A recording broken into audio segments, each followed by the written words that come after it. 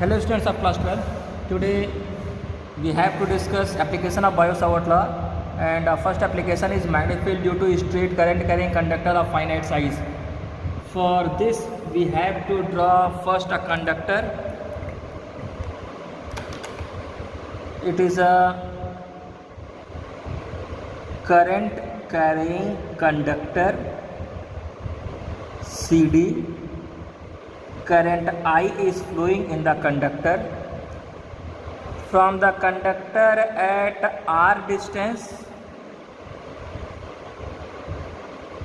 there is a point P where we have to calculate the magnetic field, the magnitude of magnetic field.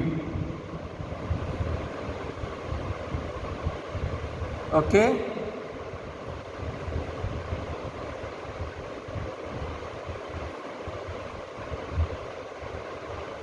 Now we have to take a small element.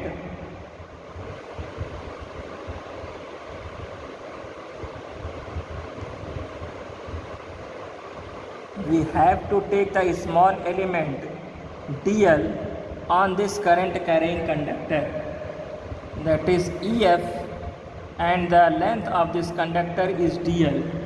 Current I is flowing in this conductor.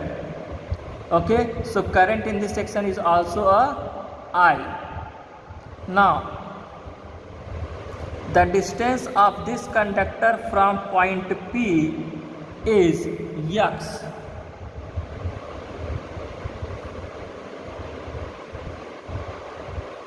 This is small angle, this angle is phi. The angle between this is d phi, small angle जो बना है वो d phi है. This whole angle is a phi 2 and this angle is phi 1.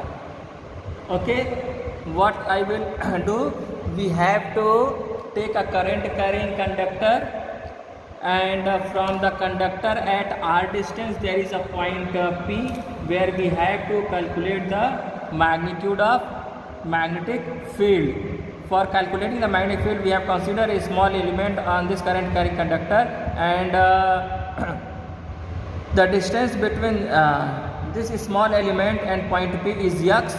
The angle formed between them is d phi, and this angle EPQ is phi. चलिए सभी angle हम लोग लिख लेते हैं, ठीक है. तो let angle E P Q equal phi, ठीक है. Angle F P E, angle F P E equal D phi,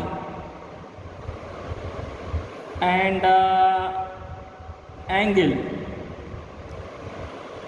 ई एफ पी इक्वल थीटा. अगर हम ये कहें कि यह जो एलिमेंट है इट इज़ वेरी स्मॉल, अगर ये एलिमेंट बहुत छोटा हो तो हम कह सकते हैं एंगल क्यू ई पी जो है वो भी थीटा होगा, ठीक है. और देखिए अब यहाँ से हम इस पर एक परपेंडिकुलर ड्रॉप कर रहे हैं जो है जी. यह जो एंगल बना वो है थीटा, ठीक है. तो EG जो है EG भी परपेंडिकुलर फ्रॉम कहाँ से, E से, ठीक है. और किस पे, ऑन FP, ठीक है बच्चों. ना use the Biot-Savart law from Biot-Savart law. The magnitude of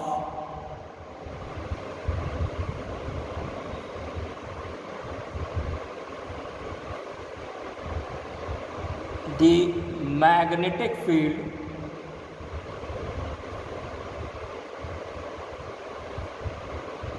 at P due to small element dl, ठीक है. अब आप लिख सकते हो You know very well the formula is dB equal mu naught upon 4 pi I dl sin theta upon x square. ये x है बच्चा, ठीक है। अब देखिए आपको ये देखिए यह जो dl है, अगर हम कंपोनेंट की बात करें तो जो आपका dl साइन थीटा है that is equal to Eg and Eg is equal to x D phi. हम इस वैल्यू को उठा करके रख दें इसमें। Then dB equal mu not upon 4 pi I x D phi upon x square. 1 x is cancel out. Then dB equal mu not upon 4 pi I D phi upon x. इस triangle से, triangle EPQ से हम चाहें तो cos theta की value निकाल सकते हैं। कॉस थीटा इक्वल क्या होगा, base upon hypotenuse. Base that is R, hypotenuse is x. आप देखिए x cos phi equal R and x equal R upon cos phi. इस वैल्यू को उठा करके हम इस इक्वेशन में प्लेस कर देंगे। Now dB equal mu not upon 4 pi और आई, ये कॉस फाई ऊपर चला जाएगा, I cos phi D phi upon R. Now we have to integrate. हम इसको क्या करेंगे, इंटीग्रेट कर देंगे फ्रॉम इंटीग्रेशन लिमिट -φ1 टू φ2। हम कहाँ से कहाँ तक इंटीग्रेट कर रहे हैं, लिमिट -φ1 से लेके φ2 तक। Now b equal integration -φ1 to φ2 mu not upon 4 pi I cos phi D phi upon R. Okay, then b equal, हम mu not upon 4 pi I by R को बाहर निकाल ले रहे हैं। Mu not upon 4 pi I by R integration -φ1 to φ2 and cos phi D phi. Okay, cos phi D phi को integrate करेंगे तो क्या आएगा बाबू, साइन फाई आएगा। Then b equal mu not upon 4 pi I by R that is sine phi. Limit -φ1 to φ2। Now put the limit. Then b equal mu not upon 4 pi I by R, upper limit minus lower limit. Then sine φ2 minus sine φ1, that minus minus plus. Then b equal mu not upon 4 pi I by R sine φ2 plus sine φ1। Okay, अब इसको थोड़ा सा beautification कर लिया जाए तो mu not upon 4 pi I by R sine φ1 plus sine φ2। Very important conclusion.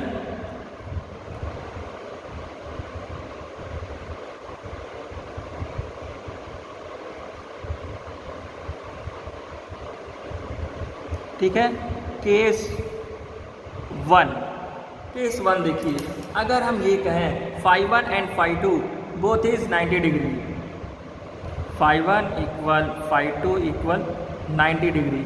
तो इस इक्वेशन नंबर 2 का यूज़ कर लीजिए। Then b equal mu not upon 4 pi I by R in bracket sine 90 plus sine 90। You know very well the value of sin 90 is 1.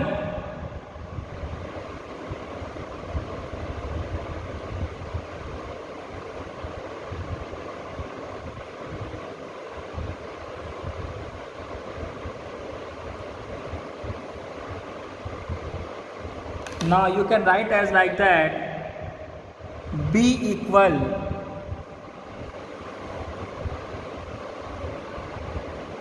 Mu naught upon 4 pi I upon R. 1 + 1 2 हो गया, 2 1 जा 2, 2 2 जा 4। Then b equal mu not upon 2 pi I by R. ये एक आपका formula आ गया। अगर हम आपसे कहें वेरिएशन निकालने के लिए between magnetic field and R, ठीक है, तो वेरिएशन आप निकाल सकते हो। That is right. Okay, next case 2, ठीक है। If point P, if point lies perpendicular bisector of CD of length L, ठीक है। It mean φ1 equal φ2 equal phi. तो देखिए इसका डायग्राम कैसे बनाएंगे।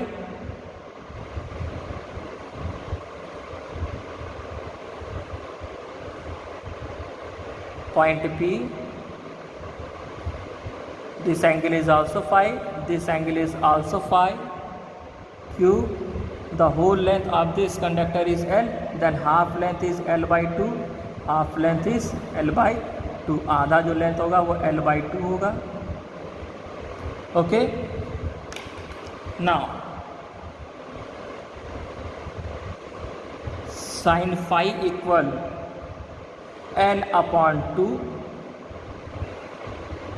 and hypotenuse R square, that separation is R, plus L upon 2 का इस whole square, it means L by L square by 4। ये आपका जो वैल्यू आया R square plus L square by 4 in root, ठीक है। नाउ अब हम क्या करते हैं, इसको थोड़ा सा सॉल्व कर लिया जाए। sin phi equal L upon 2 and 4 R square plus L square upon 4। तो 1 अपॉन 2 बाहर आ जाएगा। sin phi इक्वल, ये देखिए, L upon 2 into 1 upon 2 in root 4 R square plus L square, ये कैंसिल आउट हो गया। एंड sin phi इक्वल आया आपका L upon under root 4 R square plus L square. Okay, now we have to put the value of sin phi is in this equation, equation number 2। Equation number 2 में हम इस value को place कर दे रहे हैं। तो आपको पता है b equal mu not upon 4 pi I by R, ठीक है। sin phi plus sin phi, ठीक है। At the place of sin phi we have to place this b equal mu not upon 4 pi I by R in bracket, आप इसको रख दीजिए L upon 4 R square plus L square in root plus L upon in root 4r² plus L square. अब आप इसको solve कर लीजिए। जब आप सॉल्व करेंगे तो आएगा b equal mu not I by 4πr into,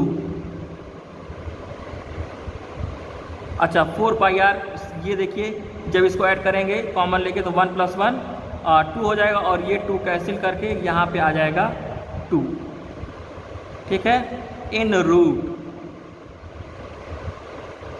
4r² plus L square.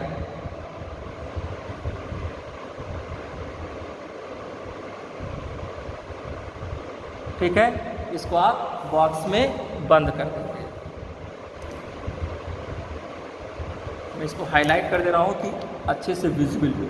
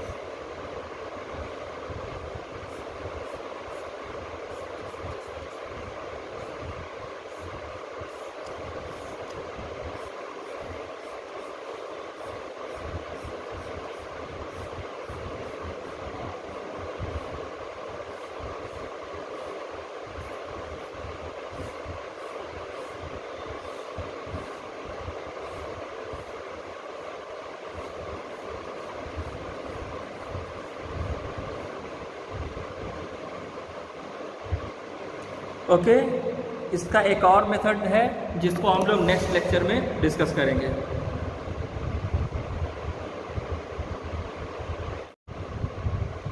Hello students of class 12th, my name is Anil Kumar Bharat. Yesterday we are discussing about the application of Biot-Savart law and we will discuss today magnetic field due to a straight current carrying conductor of finite size।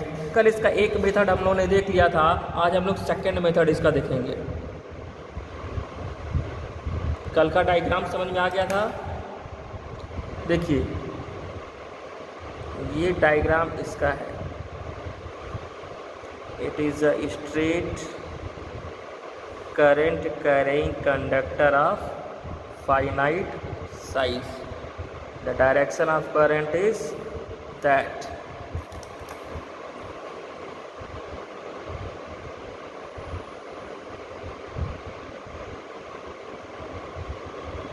This is a field. Okay, we have to take the small element is in here.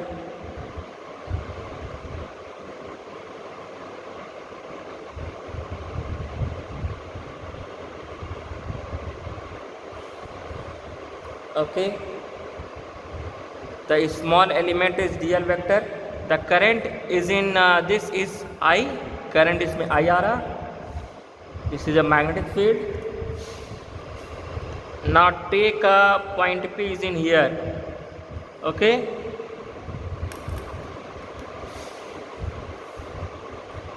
now magnetic field at point P due to this small element,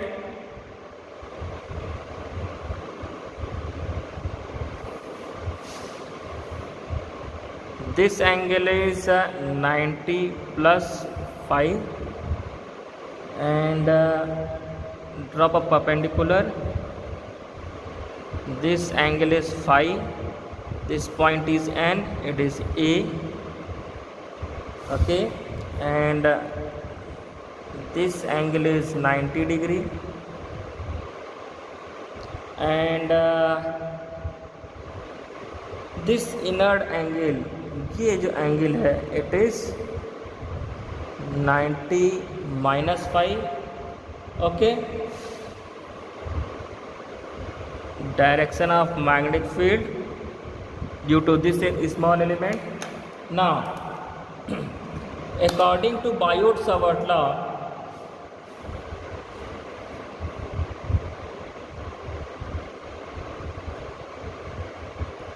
according to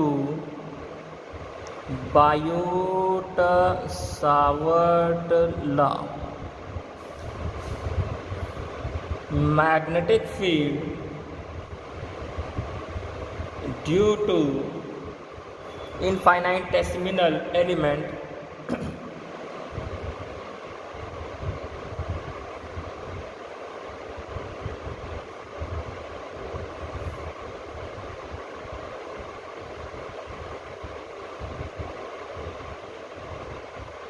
is given by, आप इसको कैसे दे सकते हो, dB equal mu not upon 4 pi I D L sine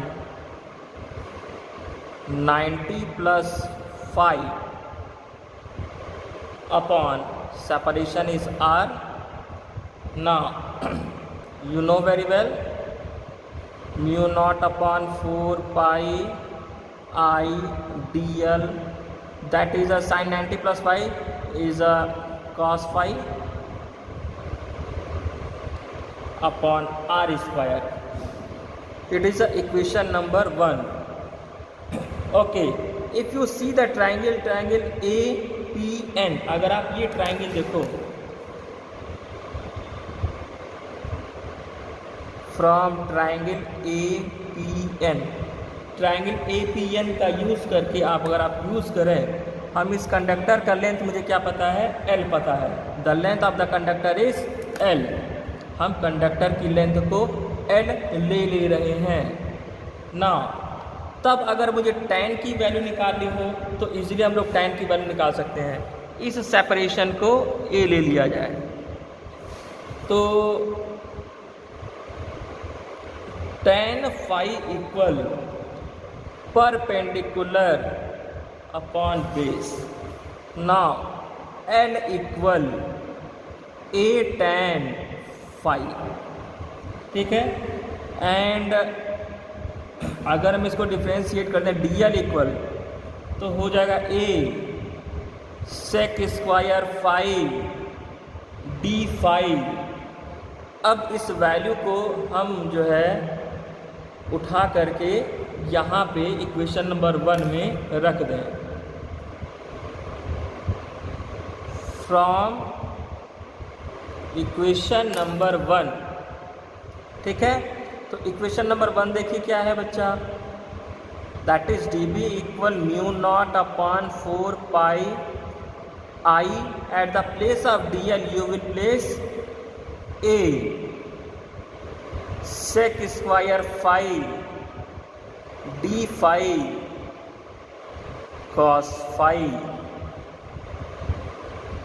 upon R square. Okay, हम cos 5 को 1/5 भी लिख सकते हैं.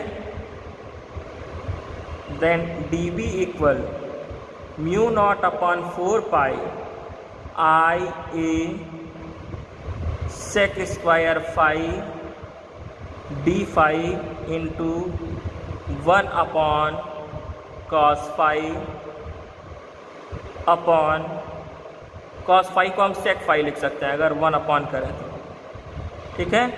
And are square. नाउ अब एक सेक इससे कैंसिल हो जाएगा, ठीक है बच्चों. नाउ अब हम इसे लिख सकते हैं D B equal mu not upon 4 pi I A sec 5 D 5 upon R square and अगर आप इस डायग्राम को देखो तो आप लिख सकते हो क्या, ए सेक फाई इक्वल आर। ठीक है बच्चों, अब हम इस वाले इक्वेशन में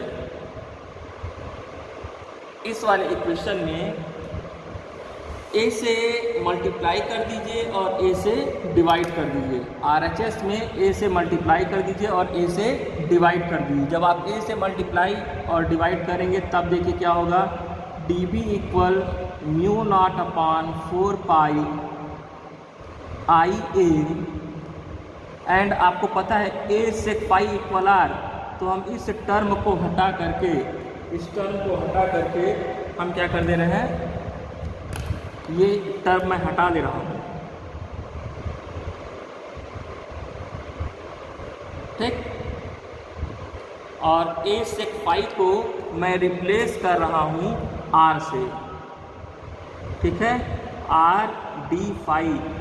ठीक है, और मैंने इसमें ए से मल्टीप्लाई भी करा है अपॉन आर स्क्वायर। अब एक आर आपका कट जाएगा।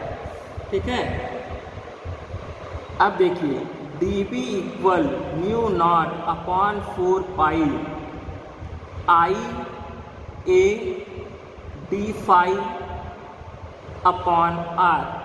अच्छा, अगर हम आपसे कॉस थीटा की वैल्यू पूछें तो कॉस थीटा की वैल्यू भी आप बता सकते हैं, base upon hypotenuse.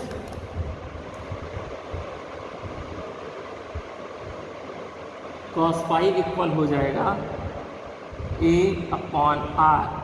Since cos phi equal A upon R, that's why we will write as like that also, dB equal mu naught upon 4 pi।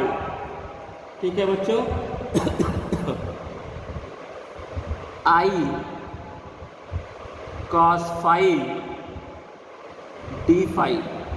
ठीक है, और इसमें भी a से डिवाइड किया था तो अपॉन a भी बचा। ठीक, अब एक काम करते हैं, हम इसे इंटीग्रेट कर देते हैं। क्या करते हैं बच्चा, इंटीग्रेट कर देते हैं। नाउ सी फ्रॉम इंटीग्रेशन,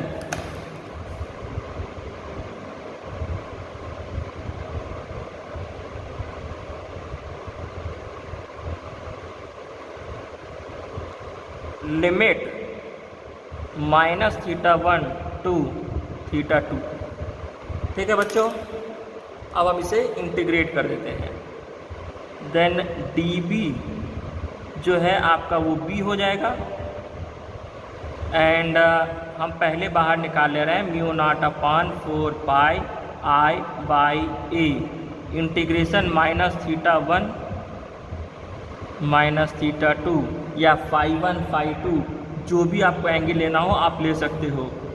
ठीक है, and cos phi d phi।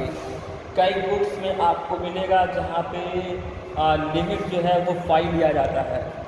ठीक है, तो चलिए हम भी आपके एकदम ये पिछले डेरिवेशन की तरह हो जाएगा। मैं इसे φ1 φ2 कर दे रहा हूँ। ठीक है, एकदम सेम पिछला वाला आपका जो आया था मेथड से इक्वेशन, सेम इससे भी आएगा। Now when you integrate cos phi, what will come, sin phi। then dB equal mu naught upon 4 pi I upon A, and it is a sin phi, limit -φ1 to φ2। ये आ गया। And अरे dB नहीं, ये B है। now B equal mu not upon 4 pi I/A, upper limit minus lower limit sin φ2 minus sin φ1, mu not upon 4 pi I/A sine phi 2 minus minus plus sine phi 1, then B equal mu not upon 4 pi I by a, थोड़ा beautification कर दिया जाए, sign phi 1 sign phi 2। देखिए दोनों method से हमने derivation को proof कर दिया। ठीक है बच्चों, अब हम लोग डिस्कस करेंगे right hand palm rule number 1।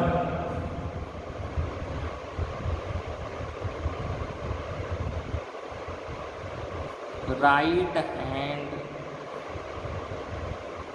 Palm rule number 1।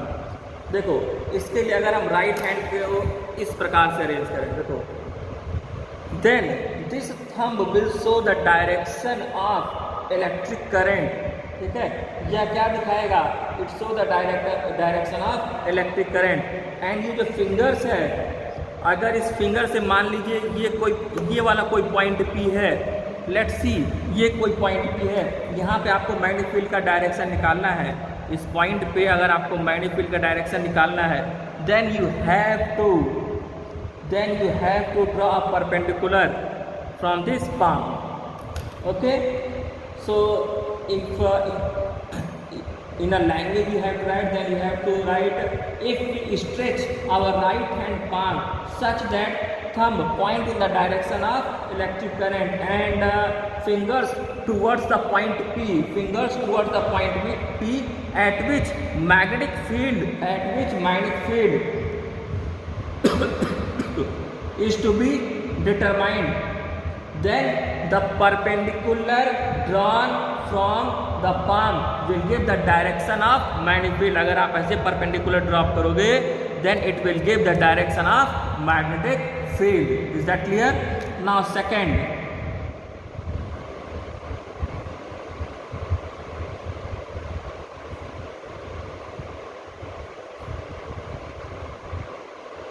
right hand thumb rule. ठीक है, राइट हैंड थंब रूल देखिए क्या है। अगर हम मान लीजिए कोई भी वायर ले लें, ठीक है, और उसको ऐसे ग्रैप्स करें इस तरीके से, ठीक है, इस तरीके से आपको ग्रैप्स करना है। देखिए, this rule is used to know the direction of magnetic field due to the straight current carrying conductor. ये मान लीजिए स्ट्रेट करंट कैरिंग कंडक्टर है, आपने इसको ऐसे होल्ड किया है, ये देखिए, ये आपका फिंगर्स है, ये थंब ऐसे होल्ड करना है। Then according to this rule, if you grab the straight conductor in our right hand such that thumb point in the direction of current, thumb का डायरेक्शन किधर हो? डायरेक्शन ऑफ करंट फ्लोइंग के, ठीक है। Then the curled fingers in the direction of the magnetic field with the finger tip point along magnetic field। okay, now next we have to discuss Maxwell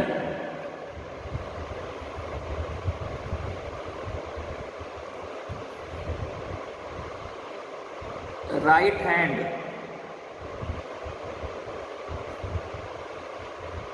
screw rule.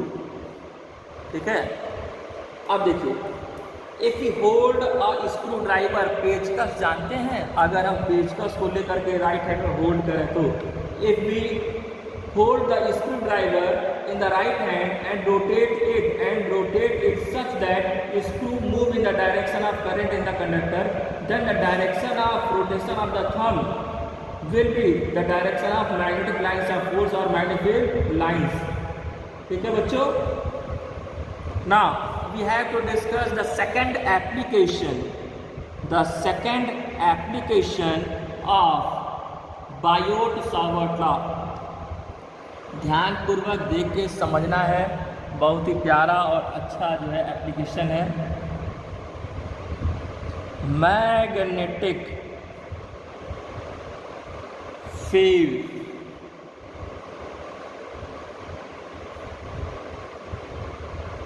at the axis of a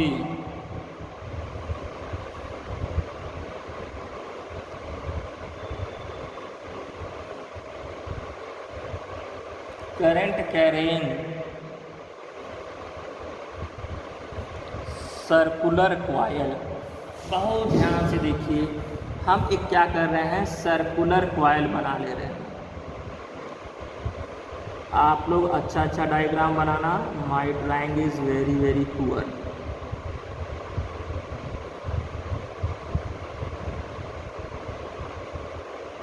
Okay, it is just a circular coil and current I is flowing in this coil.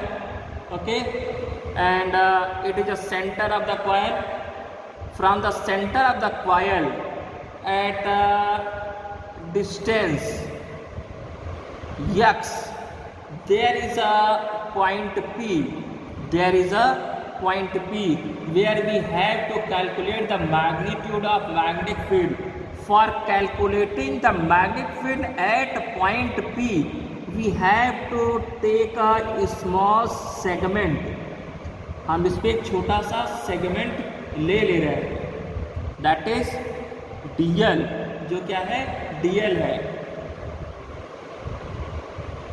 And radius of this circular coil is A। इस circular coil का जो radius है वो A है ना। Magnetic field due to this small element at point P। अच्छा, अगर हमको ये पता है तो क्या हम ये वाला एंगल नहीं निकाल सकते हैं? और सर ये वाला साइड नहीं निकाल सकते हैं? वाई नॉट सर, क्यों नहीं निकाल सकते हैं? तो निकाल लिया जाए। इसको हम मान ले रहे हैं R, that is under root A square plus x square with the help of Pythagoras theorem हम इसको फाइंड आउट कर लिए ना।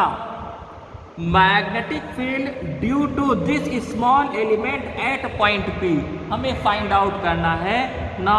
We can resolve into two component, two rectangular component. ये देखिए,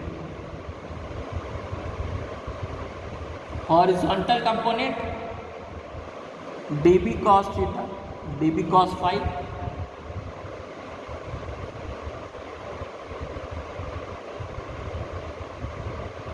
okay. Magnetic field due to this. अगर हम इसके अलॉन्ग में कंपोनेंट की बात करें तो यह वाला जो कंपोनेंट होगा वो क्या होगा, dB sin phi, dB sin phi, okay.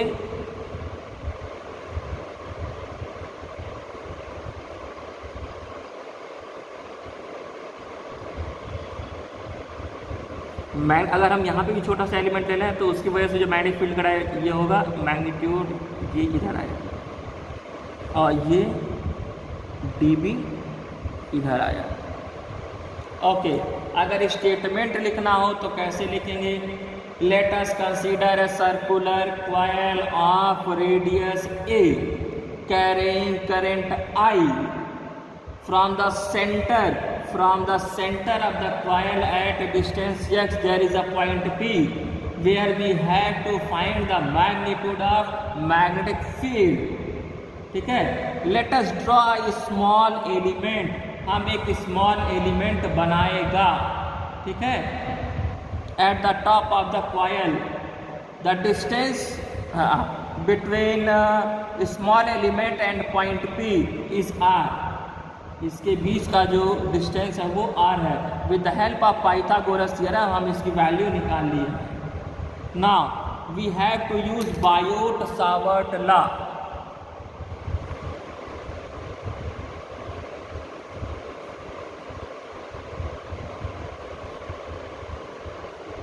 From Biot Savart law, magnetic field at P, the magnitude of magnetic field at point P due to small element dl। आप लिख सकते हो dB equal mu not upon 4 pi, ठीक है। Ideal sine theta आपको formula पता है upon R square, हमको इसकी वैल्यू पता है 90 डिग्री, एंगल जो बनना है वो क्या है 90 डिग्री है। Then D B equal mu not upon 4 pi sine 90 की value 1, then I dl upon R square. इतने में कोई दिक्कत नहीं होना चाहिए। ओके, नाउ लुक हियर, अगर हमको मैग्नेटिक फील्ड का डायरेक्शन देखना है, the direction of magnetic field is in the plane of the paper and it is at right angle to the A B, ठीक है। It is resolve into 2 component, इसको हमने 2 component में क्या किया है, रिजॉल्व कर लिया है, horizontal component and vertical component.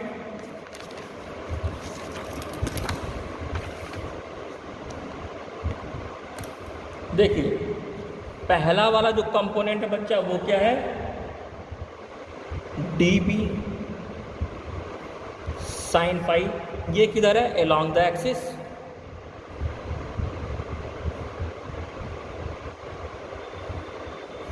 दूसरा वाला जो कंपोनेंट है डी बी कॉस फाई, ये है परपेंडिकुलर टू द एक्सिस। अब देखिए जो आपका परपेंडिकुलर टू द एक्सिस जो कंपोनेंट है that is equal and opposite, अगर ये इक्वल एंड अपोजिट है that's why they cancel each other, ये क्या करेंगे एक दूसरे को कैंसिल कर देंगे ना। जो एक्सियल आपका कंपोनेंट है, ठीक है, इसी के हेल्प से आप निकाल सकते हो क्या, magnetic field. The axial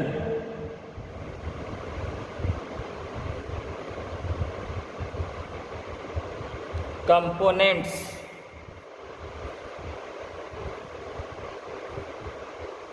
will be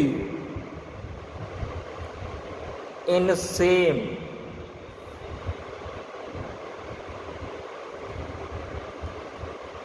direction, so B equal integration of dB sin phi, ठीक है। अच्छा, अगर हम आपसे कहें कि सर थोड़ा साइन फाई की वैल्यू बता दीजिए, तो क्या साइन फाई की वैल्यू आप लोग बता सकते हैं, वाई नॉट। डी बी की वैल्यू पता है तो डी बी की वैल्यू हम इक्वेशन से लिख देंगे, integration of mu not upon 4 pi I D L upon R square, ठीक है बच्चों। And that is a sine phi. Sine phi बोले तो बच्चा परपेंडिकुलर अपॉन हाइपोटेनियस, परपेंडिकुलर क्या था,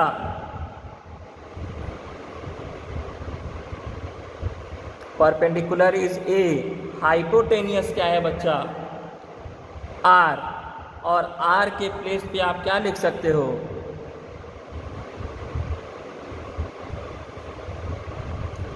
अंडर रूट ए स्क्वायर प्लस एक्स स्क्वायर। हम क्या कर रहे हैं, इसको a square plus x square power half कर दे रहे हैं।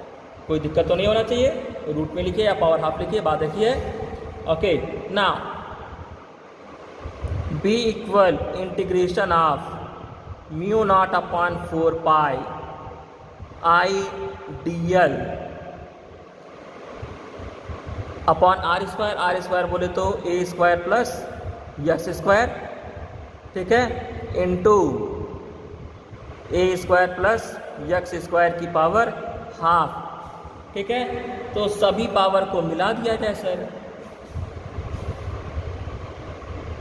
देन हम बाहर भी निकाल ले रहे हैं, म्यू नॉट अपॉन 4 पाई, ठीक है, I a upon a square plus x square half plus 1 that is a 3/2 power integration of d L, integration of d L that is a circumference of the circle, and integration of d L जो होगा इसकी value होगी 2 pi ए।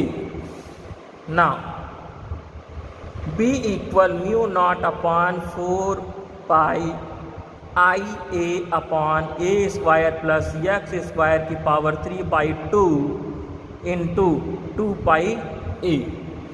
ठीक है बच्चा, ये पाई चला गया, 2 2 जा 4 ये आ गया।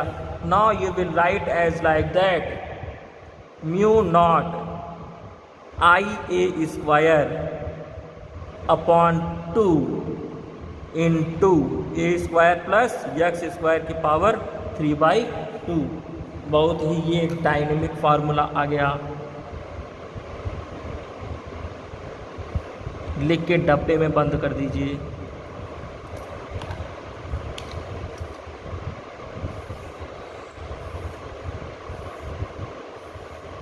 नाउ अगर मैं ये कहूँ कि number of turn on the coil जो है वो n है, n क्या है? There is a number of turn on the coil is n।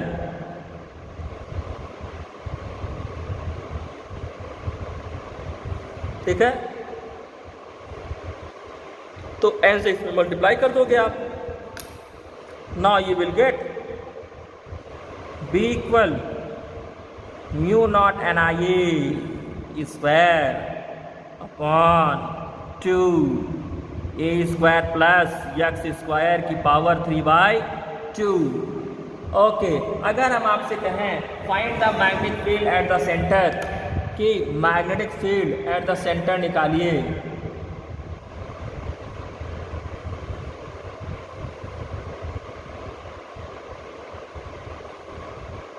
Magnetic field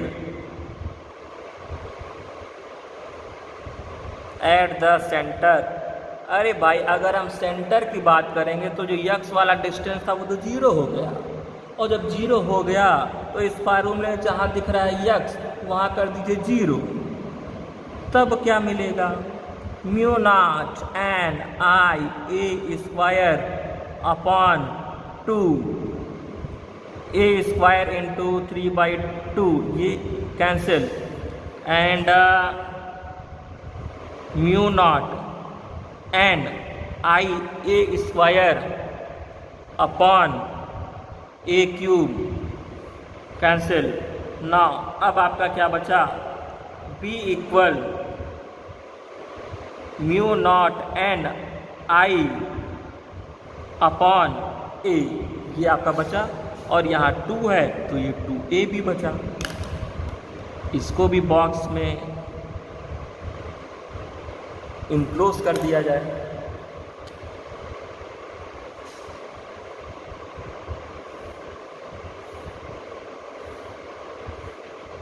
derivation बहुत इजी है, अगर आपको समझ में आ गया डायग्राम तो डेरिवेशन माने कुछ नहीं, और अगर भाई डायग्राम नहीं समझ में आया तो फिर समझिए समस्याएं उत्पन्न हुई। नाउ केस 2, सेकंड केस देखिए। अगर हम एक्सियल पोजीशन पूछें, at an axial point at a distance equal to radius, जो डिस्टेंस है रेडियस ऑफ द कॉइल के इक्वल हो, रेडियस ऑफ द कॉइल। ठीक है, मतलब मैं कह रहा हूँ कि ए इक्वल यक्स, अगर ए बरोबर यक्स हो तो यक्स की जगह हम लोग ए रख दिया जैसे, तब देखिए क्या आ जाएगा। B equal mu naught N I A square upon 2 और a square. Now we have to discuss point 3. Magnetic field changes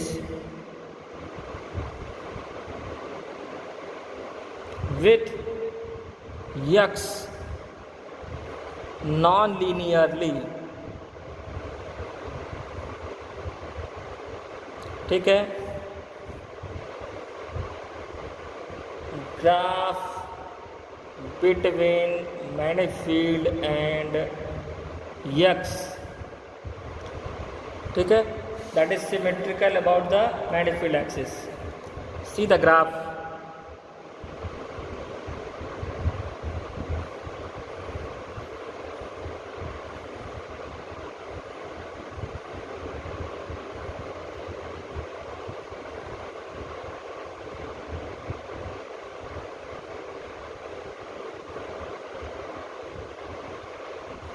ठीक है ना। अगर आपको direction of magnetic field at the centre of the coil निकालना हो तो आप कैसे निकालोगे? Point number 4,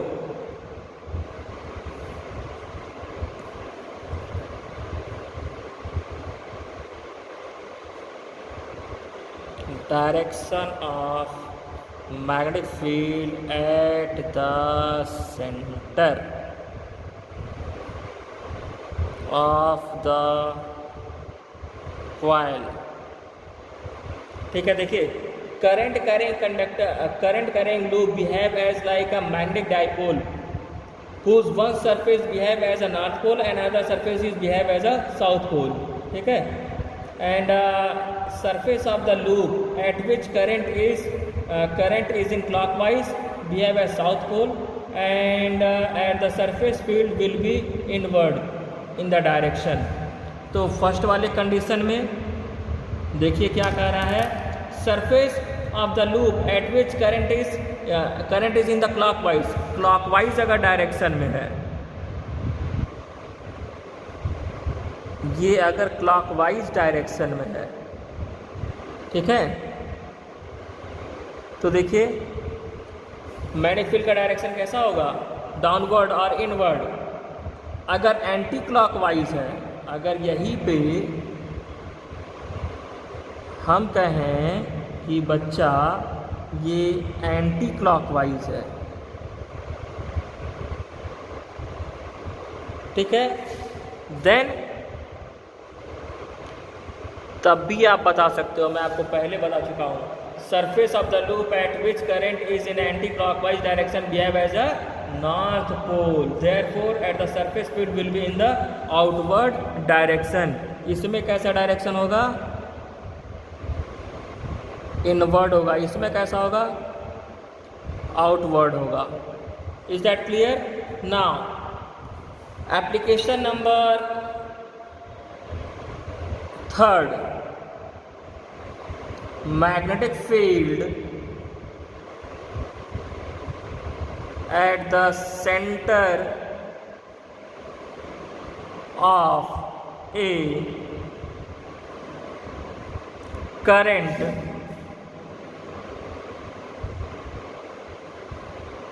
carrying circular coil. Okay.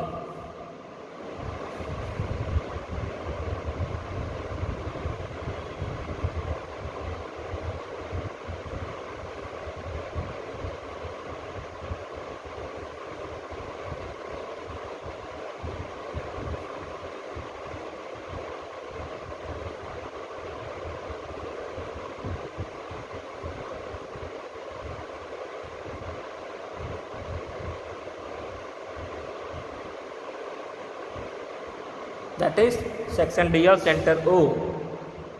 Direction of current is, okay, listen carefully. Let us consider a circular coil of radius A. Let us consider a circular coil of radius A carrying current I. Suppose O is the center of the coil at which magnetic field is to be calculated. Using the Biot-Savart law, the magnetic field of the magnitude of magnetic field at O due to this small element dl of the loop is given by dB equal mu naught upon 4 pi I dl sin theta upon a square। अगर theta 90 है, देखिए theta अगर 90 है तब क्या होगा, mu naught upon 4 pi I D L हो जाएगा, बिकॉज साइन 90 की वैल्यू होती है 1। Is that clear? अब सुनिए, Since the direction of magnetic field is same for all the element, आप यहाँ एलिमेंट लो, यहाँ एलिमेंट लो, यहाँ एलिमेंट लो, यहाँ लो, यहाँ लो, यहाँ लो, सब जगह डायरेक्शन कैसा आएगा? सेम आएगा, ठीक है।